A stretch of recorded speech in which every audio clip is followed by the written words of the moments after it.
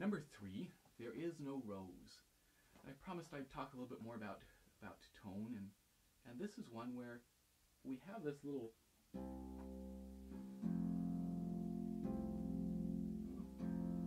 throughout the whole piece, pretty much. It's very easy to play, of course. I mean, that's extremely simple, but you can still put some thought into that. And the thing is, these octaves, even though they're quiet, they still have to have that tone, that quality. One of the things that you can do, think about, and if you haven't before, it's kind of weird, but it does work, and that is thinking about, imagine you were going to play a really loud octave, and having that same force, that same pressure to the strings, but then not using all of it. Grangini used to talk about give tone and just that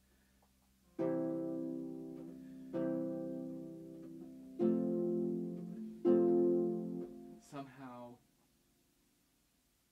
building that intensity into the chord even though it's quiet, as opposed to just sort of loosely playing the note. So that's something to think about on these guys.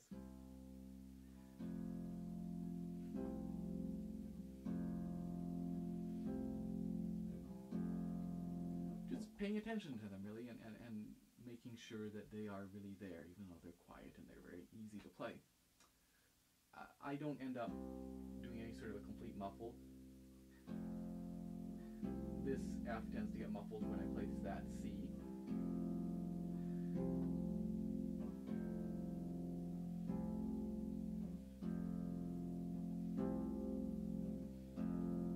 And this one is a little risky because you can often hear it getting stopped, and I don't mind hearing it ring through a little bit, so just experiment with that. You don't want them, they're marked sonoro, you don't want them to sound staccato, so, and again, to my ear, I don't mind having some of the previous octave bleed through as you play the second one.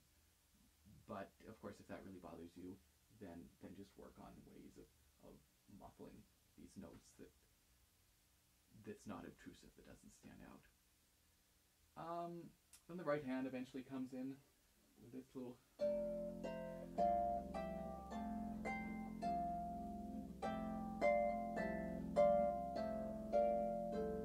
And again, here's where you can think about trying to give a good tone to those as well, even though, again, they're quiet, they're on these little strings.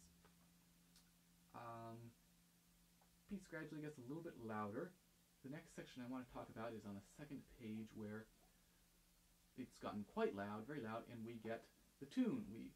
The choir is singing, but suddenly the harp is playing this tune, and what can happen, because these are loud chords, they're high, it's kind of awkward, there's some pedal changing going on.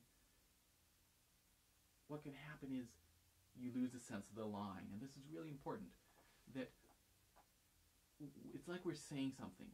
It's not just a word, where we're saying something. There's a sentence, there's this line, and it needs to make sense. It needs to flow as a line.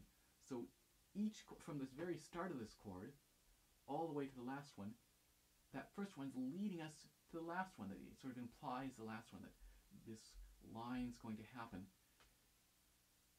And we want to make sure that we feel that it's not just a chord, and another chord, another chord.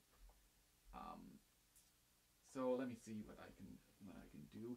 We get these big chords.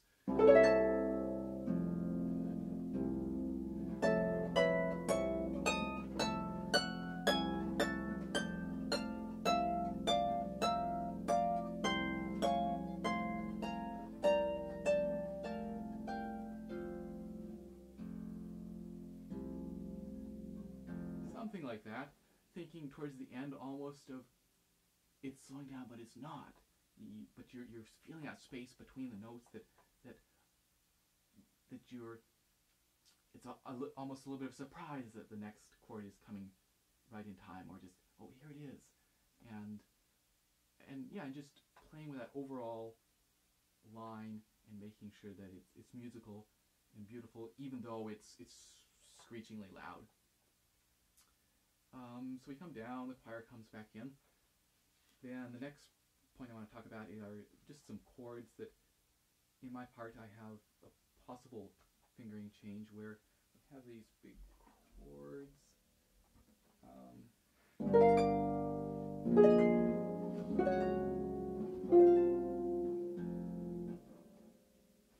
That's easy for me, it's fine, but I have quite large hands. If your hands are smaller, you could certainly take out that middle, or not remember what the note that your second finger is playing, and just do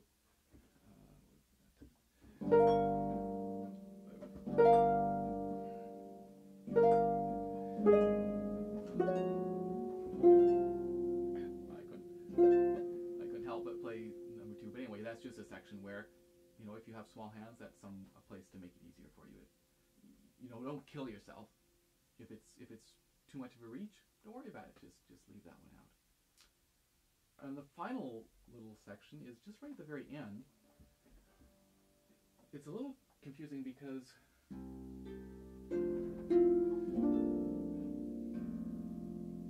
it sounds like we're winding down.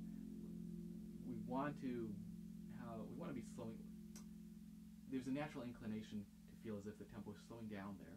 And then what happens is we come in on 1 and then the choir comes in on 2. And what can happen is you'll want to come in with the choir, or the choir will want to come in with you, because it's slowing down. It's not as if we're counting 1, 2, 3, 4, 1, 2, 3, 4, 1, 2, 3, 4. We've lost a little bit of the rhythm of the driving force of the tempo, so that this is a section where you may want to talk with the conductor and make sure that they're giving you a clear, here's 1, whatever it is, and then they're giving you, and then the choir, and that happens on the very final chord as well, that you give that, and then the choir comes in.